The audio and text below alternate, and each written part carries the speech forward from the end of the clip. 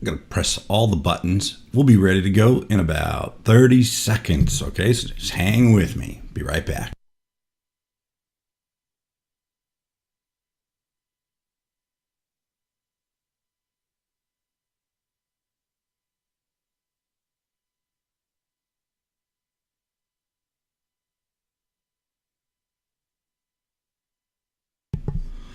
Well, okay.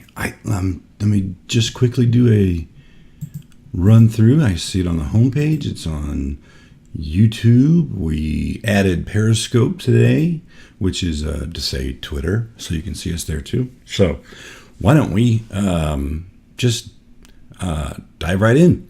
So episode 19, rather, we're going to do a little bit more a continuation of what we did yesterday on suffering. This time we're going to look at another section of that same article from yesterday. So if you didn't get yesterday's article, let me know. I'll send it to you. But we're going to move on to the section entitled Suffering of the Innocent. Why do we have to do that? All right, coming up next, let's get going.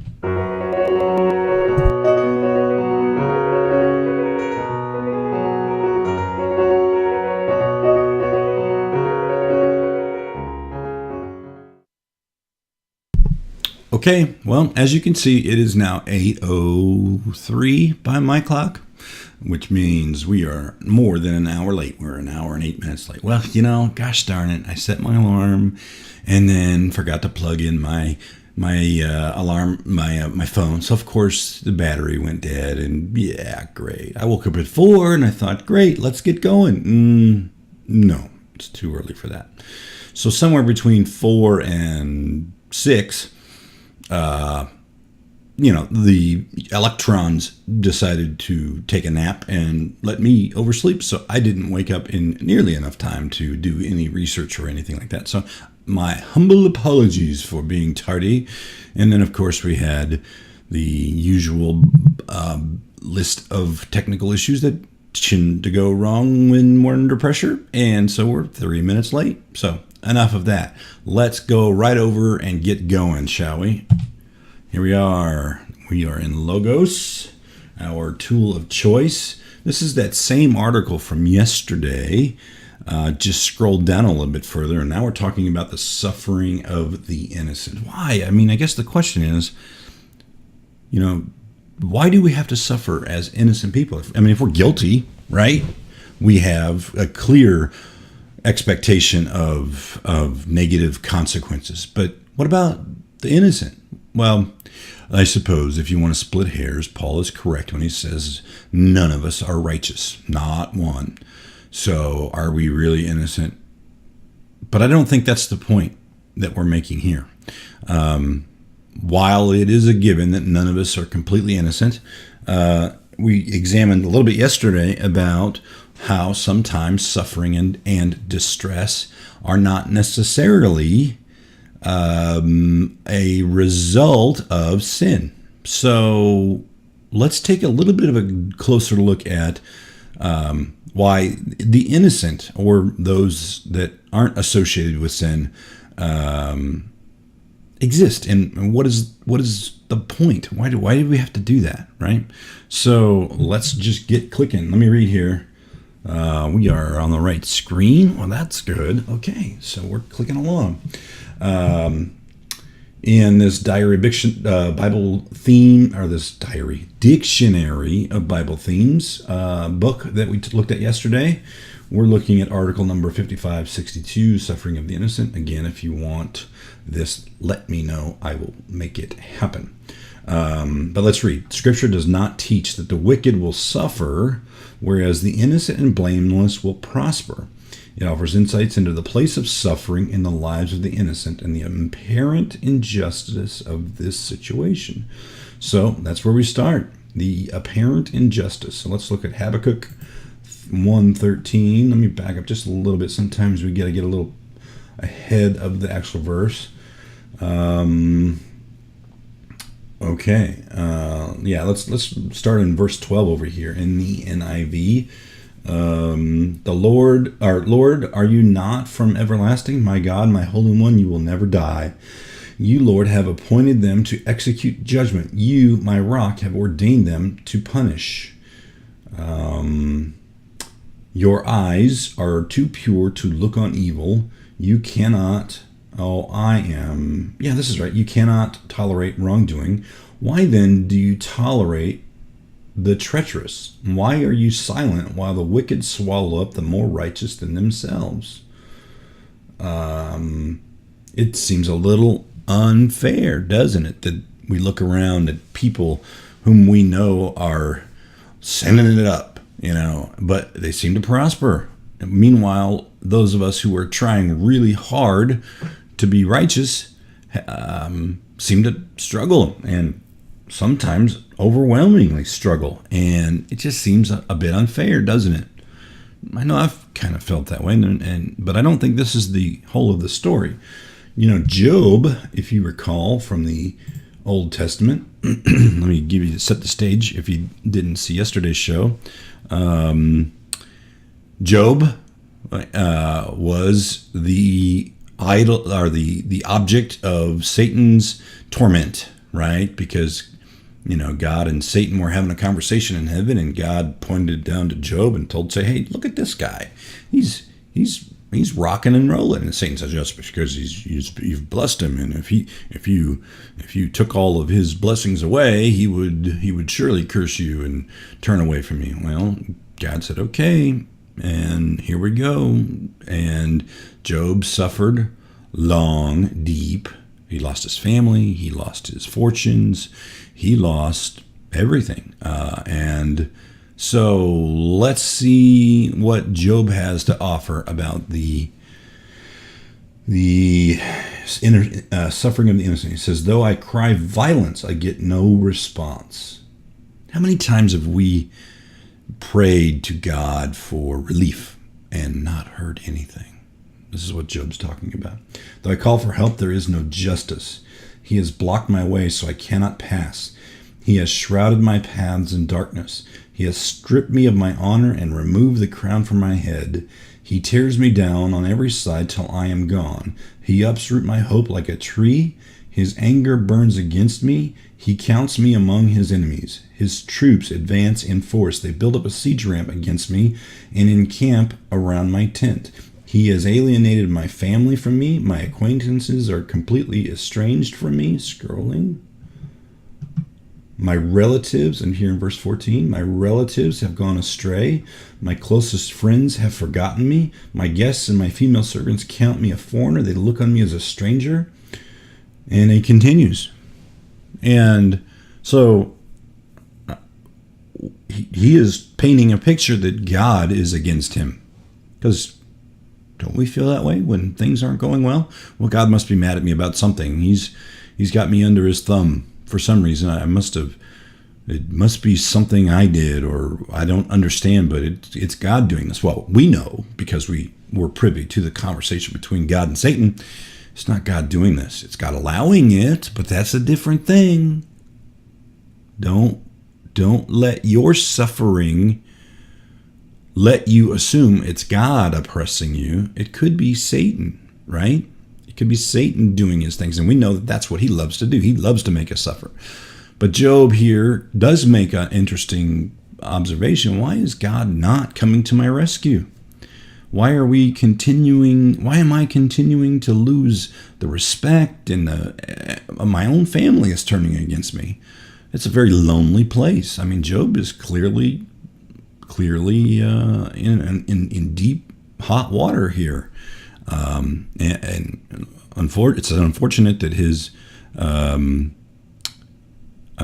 attitude is that he thinks that God's doing it, but we know that that's not true. So let's carry on. Here he continues in 24. I think it's probably more of the same. It's more of the same. So we know Job suffers for a very long time and loses a great deal. Let's look at Psalms 59. Let's see who wrote this psalm. Is this David? Sometimes it's different authors for the different psalms. I know, oops. Did it say Psalm 59? Why am I in Psalm 61? I went too far, and I went the wrong way. This one is of David. Now, sometimes the psalms are written by Asaph. He was a musician. Sometimes they're written by Solomon, but so we kind of have to look and see who we're dealing with here. So back to Psalm 59:3. See how they lie in wait for me? Emily says, I have a difficult time reconciling God allowing things as him not being responsible. Even though God did not do harm, if he allows it, I still see him responsible for it. And then she says, help, question mark. That's a great question, Em. How can we possibly reconcile, to use your word, the God of peace, the God of hope, the God of love, with the God that allows suffering? My response to that would be the same response I had yesterday, that sometimes God allows suffering to create an opportunity to be glorified himself, right?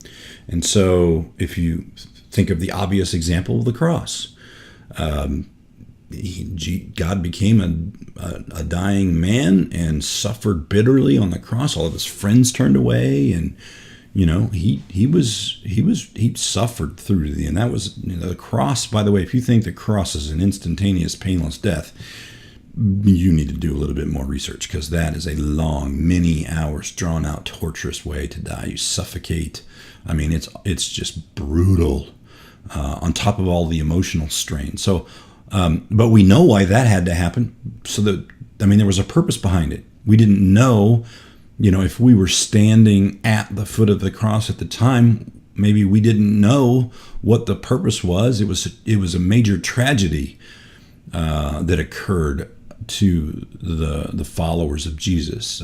They really loved him, and to see him suffer and die the way he did, that had to be earth-shatteringly bad.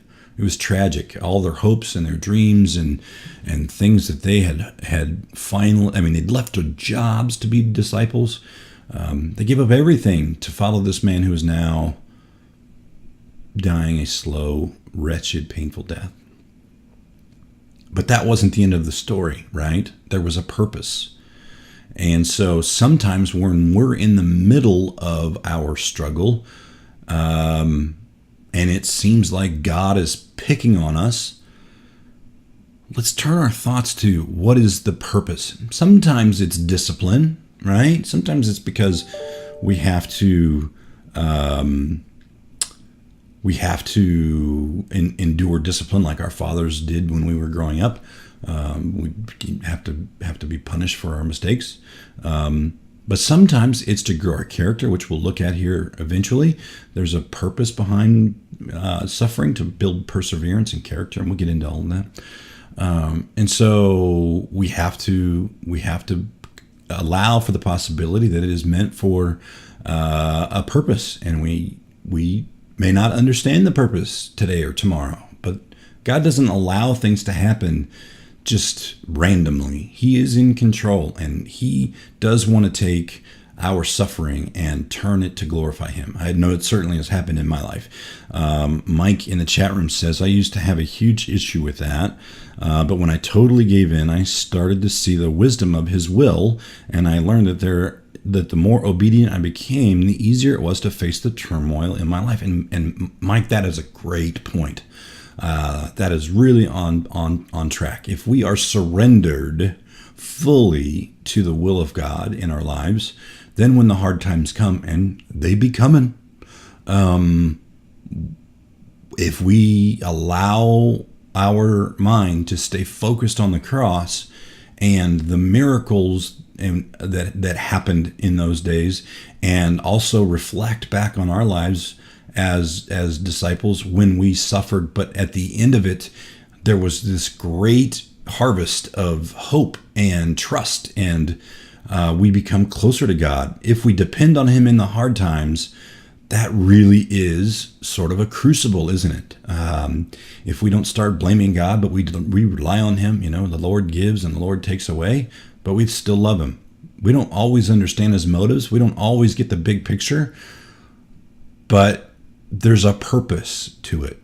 It seems unfair at the time. It seems lonely at the time, but there's a purpose. Sometimes we have to wait a while to find out what the purpose was. But when the purpose is revealed, it is amazing. It is better. In my experience, I can only speak for myself. When I have suffered in spite of a deep affection and love for God, it was very brutal and painful, but I didn't turn away from God. And so at the end of it, when the blessings came, they were all that much sweeter because I can look back and say, I did not turn my back on God when things got rough. And now looking back, I can see the purpose of it and look at the fruit in my life because of that. And Emily says, here is a purpose. 2 Corinthians 16:18. Let's quickly turn over there. Thank you, Emily. Thanks, guys, for everybody that's chiming in. This is good stuff. I love the conversation. 2 Corinthians 16,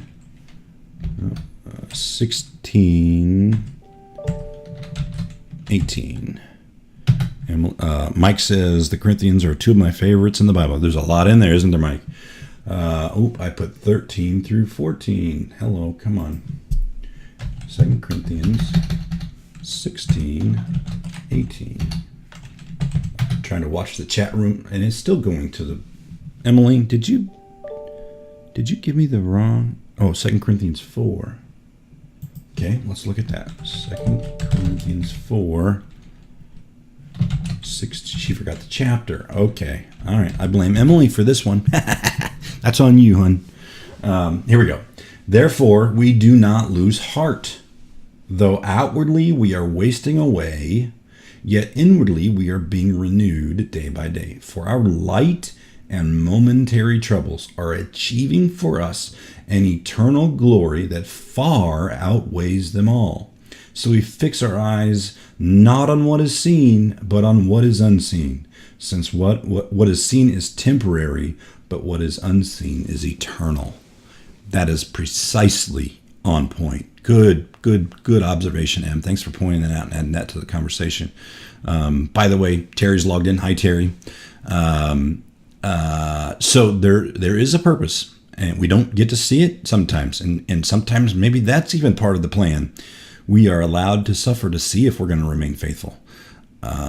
Because at the end, God has a plan. And if we trust that, every step of the day, every step through this whole period in our lives, at the end of it, we get to not only see God's power in his majesty, but the blessings come. And it to me, if I were to dare to put myself in God's shoes, I created humans to love me, yes? And so I would want to test their hearts in some ways, in some difficult ways, to separate those that say they love me from the ones that really do. It's the ones that really do, especially when it's difficult. Those are the ones that have that everlasting love. Those are the people that I want to spend eternity with. Think about it for a second. He created the angels to worship him, right? And they do all day long. They sing his praises. But there's something missing. They are designed to worship and praise. That's what they were built to do. They're purpose built for that. But the part that's missing is that there's no free will. So if I really want to feel loved, I have to give you the chance and the opportunity to decide not to love me, so that when you do decide to love me, it feels real. I believe that God's an emotional God. He's full of compassion, full of emotion, full of love, and he wants to know who really does love him. And so to not put too fine a point on it, sometimes the purpose of suffering is to discipline us, but sometimes the purpose is to find out, do we really hold that conviction deeply that I'm just, no matter come what may, I am going to love God, and I am going to trust that in the end, his purposes will be revealed and he will be glorified. And really, that's the point, isn't it? So Let's see if we can get back on task here. Thanks for sharing, guys. That's really great. I really appreciate it. Let's see. We looked in Psalms. Let's look at Psalm 74. This is probably David crying out again. Oh, why do you reject us forever? Yeah. The wrong answers to suffering. We kind of touched on this a little bit yesterday. We're referencing the concept that those who suffer must be sinners. Well, we all are. But some of us suffer and some of us don't. So there's an equation there that we have to understand all the bits of in order to solve it and resolve it and reconcile it. And we looked at John 9, 2 and 3 about the blind guy. We'll just read it again quickly. His disciples asked him, Rabbi, who sinned, this man or his parents, that he was born blind? Neither this man nor his parents sinned, said Jesus, but this happened so that the works of God might be displayed in him. You see, there it is again. So was it difficult for this guy to go through his whole life blind? I'm willing to bet. I've never been blind, so I don't know. And it occurs to me that if you're born blind, you really don't know the difference anyway. You know? Don't know what sight is. My world is without sight. It's always been that way, so that's normal. It would be like us adding on a sense that we didn't know existed. We're normal. We're used to living without it, but suddenly we become able to read minds or whatever. And hear the thoughts of others. It would be a little bit bizarre at first until we kind of figured it out and got used to it, right? And then that opens up a whole new insight into relationships that we never even knew existed. I know, I'm going to pick on you for a second, Em. I know my wife thinks that I can read her mind.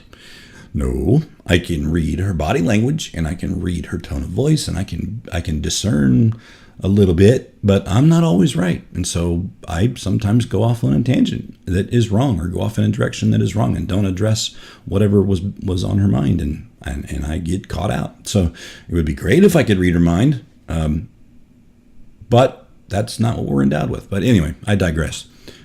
So in this case, the blind man was blind, but not because he sinned, although he's a sinner just like everybody else, right? In the truest definition. But the purpose was to glorify God. So we always have to assume that even if we did sin and we need to be corrected, it's to glorify God through changing our characters. So we become more like Christ, so that we can love him deeper and we can worship him from a true heart instead of a whitewashed tomb like the Pharisees were accused of doing by Jesus. Moving on, what else do we have here? The wrong reactions to suffering. Oh, let's look at back up here just a second, the idea that God is unjust in Ezekiel. He says, yet you say, the way of the Lord is not just. Hear, O Israelites, is my way unjust? Is not your way? Is it not your ways that are unjust? If a righteous person turns from their righteousness and commits sin, they will die for it. Because of the sin they have committed, they will die. But if a wicked person turns away from the wickedness they have committed and does what is just and right, they will save their life. Because they consider all of these offenses they have committed and turn away from them, that person will surely live, they will not die. Yet the Israelites say, the way of the Lord is not just. Are my ways unjust, people of Israel? Is it not your ways that are unjust? See? So he's putting it back on them. Hey, wait, it's not me. I'm doing what I'm supposed to do. I'm testing you, and I'm allowing you to feel the natural consequences of your decisions. And when you sin against me, there are consequences. But it's not me that's unjust. I'm treating you as your sins deserve. And so it's you that needs to repent. So get on it. How many times, if you've read the Old Testament, having read how Israel blew it so many times in the Old Testament, it reminds me, if you look at the whole thing, it reminds me of a 3 or 4 year old, in a day's time. They are okay in the morning and everything's going well. And then bam, they blow it. And then they get whatever discipline is required, a timeout or what have you. They get their attitude right. They say their sorries and whatever, and we move on with our day, and everything is great, and they're joyful, and they're a joy to be around. And then, bam, they do something else. And so that's the way Israel was. I mean, Moses went up on the mountain for 40 days, and by the time he got through with communing with God, God had to say, hey, you know what, Mo? Go back down there, because you'll never guess what they're doing. They created a calf of gold and they're worshiping it. You were only gone just for a couple of weeks, and bam, they're already messing up. So go back down there and straighten them out and come back and see me. So, I mean, it's very simple for us to see how the Israelites repeatedly turn to the right or left. They would grumble about this, or they would complain about that, or they would send it up in this way, or they would reject the law in that way. And God had to deal with them. And so this is what the God is saying here in Ezekiel. Hey, I'm only treating you as your sins deserve. If you would cut it out and love me with your whole heart, this wouldn't be a problem. Yeah, Emily says as often as I mess up, I'm in that camp. You might as well call me an Israelite, because I blow it every day. If I'm being honest, I blow it many, many times a day. And I'm just grateful that most of the time God is patient with me and doesn't treat me as my sins definitely deserve. But if I decided not to repent of pride or arrogance or whatever, and I continued, there would be some challenging times ahead, and rightfully so, until I got my attitude right. We discipline our children to teach them the right way to behave. God does the same thing. When our parents say or our kids say, it's not fair that I'm grounded. Well, it's not fair that you treated your brother or sister or me, your mom, that way. That's not okay. And so here are the guidelines, here are the rules, here are the boundaries you do not cross. And when you do, there will be tough times ahead. So that's the way we teach our children. Why wouldn't it be the same the way God teaches us? So now we've got about 5 or 6 minutes left. I want to wrap up the different kinds of reactions. We kind of touched a bit on it yesterday quickly. We can, when things are going harsh with us and life is challenging, we have a couple of ways we can react, right? We can either get hard-hearted. Yeah, Emily says it reminds me of the verse on discipline is hardship. Yeah, we endure hardship as discipline because God disciplines those he loves. Yeah, that's New Testament. I'll leave it to you to find that verse and send it to me. That's your little homework for today. Dig. Can't give it all to you. You got to do your own digging.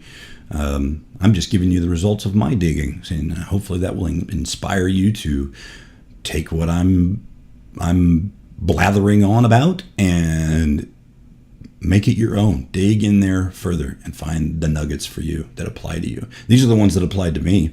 Hopefully I'm helping to make them relatable to you. That's the whole goal, right? So anyway, off on a tangent I go. So there are 2 ways that we can react, right? We can either get a good attitude and humble ourselves and surrender to his authority and acknowledge him and worship him and change out whatever it is in our characters that are offending him. Or we can get stubborn and hard-hearted and stiff-necked and rebel and say, forget it. God, if that's the kind of God you're going to be, I'm not interested.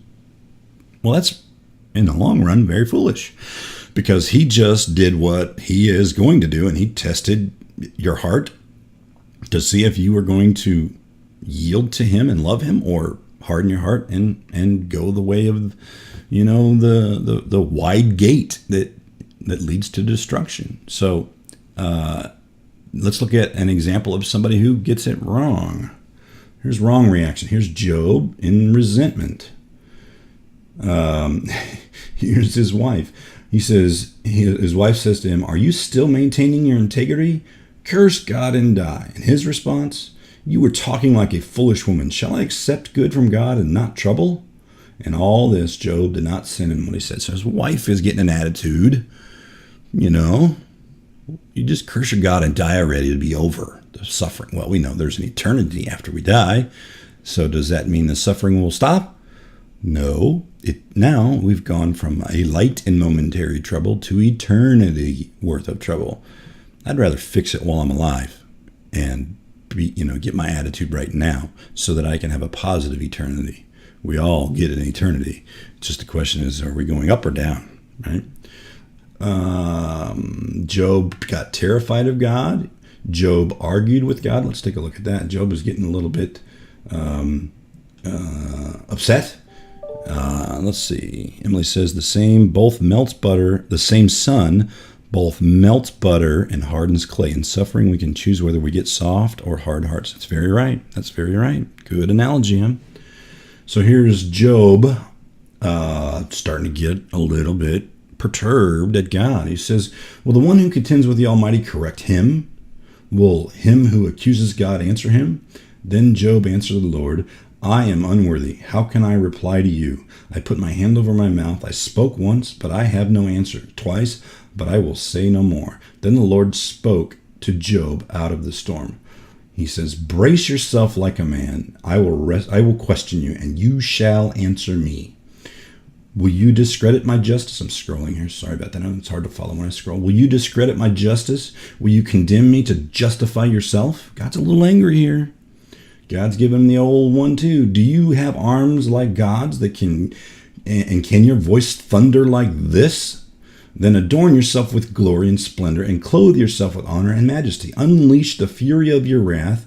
Look at all who are proud and bring them low. Look at all who are proud and humble them. Crush the wicked. If you got it on square and you can read my mind, why don't you join me in glory and do what I can do? Do you have that kind of power? Well, why don't you just stop your attitude and think about this for a second. I'm right, you're wrong. Get comfortable with that. Humble yourself. Otherwise, you're going to feel this storm on your head, right? God, there's a proverb that says the fear of the Lord is the beginning of wisdom. Now, do I think we should walk around totally on our tiptoes and walking on eggshells because God is a mighty, powerful God? No, I don't think so. I think we should have a righteous fear of him. When we blow it, we should expect stuff. But most of the time, he's an encouraging God and wants to build us up. So Mike says, I've gotten through so many things just by understanding the foundation of God. I'm so glad it never changes. That's true. I agree with you, Mike. Makes it so much easier to keep life in balance and to show where I need to be regardless of what society does. I would add what society does to me, or my family, those I care about. That's a good point, Mike. Thanks. So here's God booming into Job's life. Dude, get right. Get right. Can you do what I do? Are you on my level? Do you know where the foundation of the earth is? So he kind of puts him in his place a little bit. Anyway, carry on. Let's go to, resentment of God, Job being terrified of God. Oh, that's what I was looking at. I misspoke earlier when Job resents God, and I clicked this. This verse is for the being terrified of God. I think Job was probably pretty scared. If God came to me in a storm cloud and booming voice, I think I would be pretty intimidated.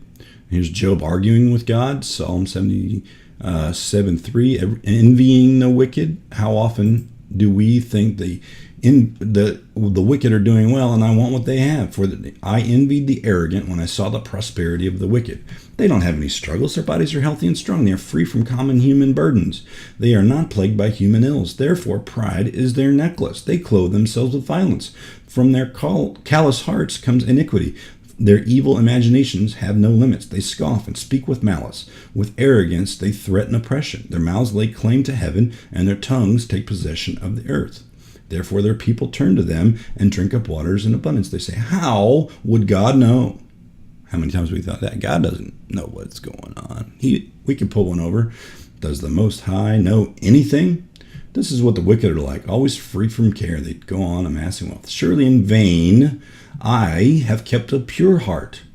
kept my heart pure, and have washed my hands in innocence. All day long I have been afflicted, and every morning brings new punishments. If I had spoken out like that, I would have betrayed your children. When I tried to understand all this, it troubled me deeply, until I entered the sanctuary of God. Then I understood their final destiny. Yeah, they may be having a high old time now, but it's only temporary, and there is an eternity, and there will be a judgment. So, let's land there. Started way late, ending way later. Apologize for that. We will get it all together eventually when I get some help. And by the way, that's the encouraging bit. My son Aaron is training to be a producer, so he's going to make sure all of these bits and widgets and everything, the strings are tied tight and the cans are stretched and all that, so that I don't have to worry about that. I can just focus on sharing my quiet times with you, and I'm very excited about that. So welcome aboard, Aaron. Hope I can help you to do the best job that I know you can do, and make the show even better, make it on time. That'd be just so great. So anyway, guys, I hope this was an encouragement to you. I hope it was challenging. I hope it was thoughtful. If you want this article, I know I sent it to Terry yesterday. Mike, if you want it, or Emily, if you want it, let me know, and I will share it with you guys too. In the meantime, we're going to call it a day, and we'll see you tomorrow. Maybe we'll scroll down in this article a little bit further and do a part 3, because there's lots to suffering. So, love you guys. Hope you have a great day. It's church day. Go to church. Have a good one. Bye-bye.